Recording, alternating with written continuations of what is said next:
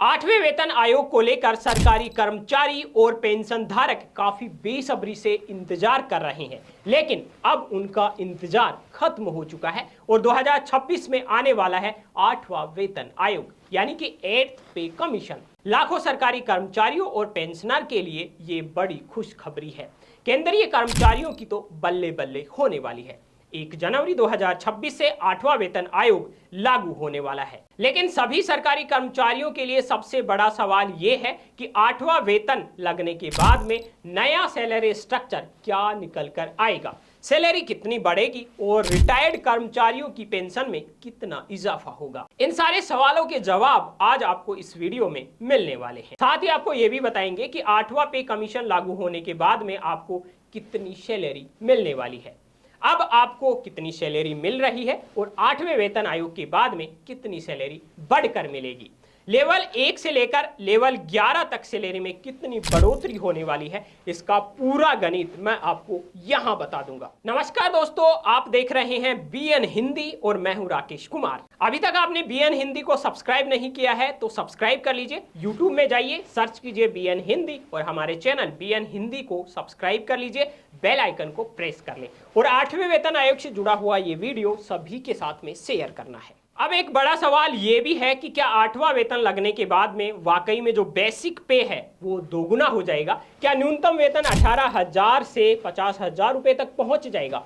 Fitment factor कितना बढ़ने वाला है? पेंशन धारकों को कितना फायदा होने वाला है? ये सारे सवालों के जवाब हर सरकारी कर्मचारी चाहता है। दोस्तों, मोदी सरकार ने 8th पे कमीशन को मंजूरी दे दी है और इसे 1 जनवरी 2026 से लागू किया जाएगा। नए वेतन आयोग में सरकारी कर्मचारियों के फिटमेंट फैक्टर में बढ़ोतरी होने की उम्मीद है। 7th पे कमीशन में फिटमेंट फैक्टर 1.57 तय किया गया था, लेकिन शुरुआती संकेतों के मुताबिक 8th पे कमीशन में फिटमेंट फैक्टर 2.86 हो सकता है।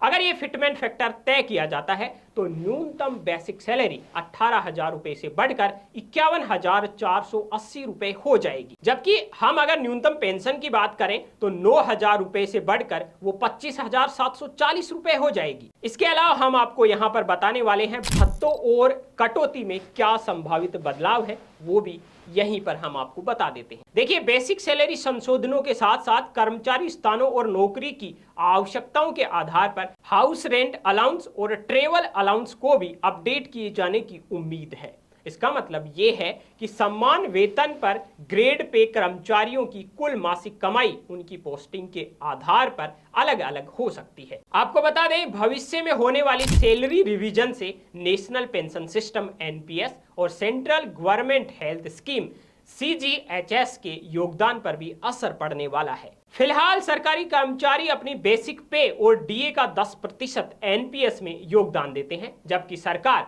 14% पैसा जमा करवाती है। कर्मचारियों के वेतन में होने वाली संभावित बढ़ोतरी से इन दोनों स्कीमों में हर महीने पहले से ज्यादा योगदान देना होगा। इसी तरह सैलरी स्लैब से लिंक सीजीएचएस चार्ज भी नए वेतन आयोग में बढ़ जाएंगे। अब आपको बता देते हैं कि अगर फिटमेंट फैक्टर 2.86 तय हुआ तो किस ग्रेड पे में कितनी सैलरी आपको मिलेगी या आपकी सैलरी में कितनी बढ़ोतरी होने वाली है।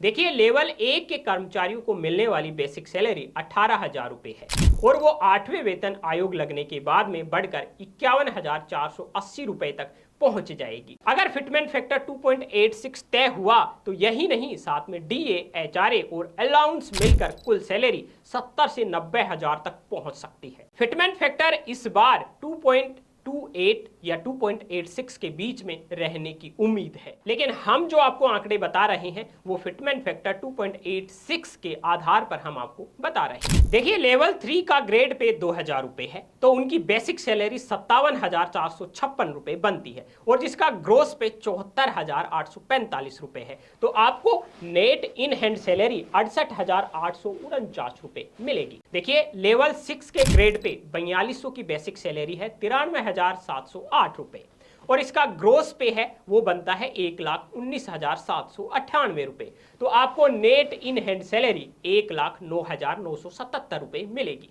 वही लेवल 9 के ग्रेड पे 5400 की बेसिक सैलरी 1,40,220 रुपए बनती है और जिसका ग्रोस पे 1,81,073 रुपए बनता है, तो आपको नेट इन हैंड सैलरी मिलेगी 1,66,401 रुपए। और इसी के साथ लेवल 11 के ग्रेड पे 6600 की बात करें तो बेसिक सैलरी 1,84,452 रुपए बनती है और जिसका ग्रोस पे 2,35,920 रुपए बनता है, तो आपको नेट इन हैंड सैलरी 2,16,825 रुपए मिलेगी। और केवल कर्मचारी ही नहीं, पेंशनर के लिए भी एक बड़ी खुशखबरी है। देखिए, न्यूनतम पेंशन 9,000 रुपए से बढ़कर 25,740 तक हो सकती है।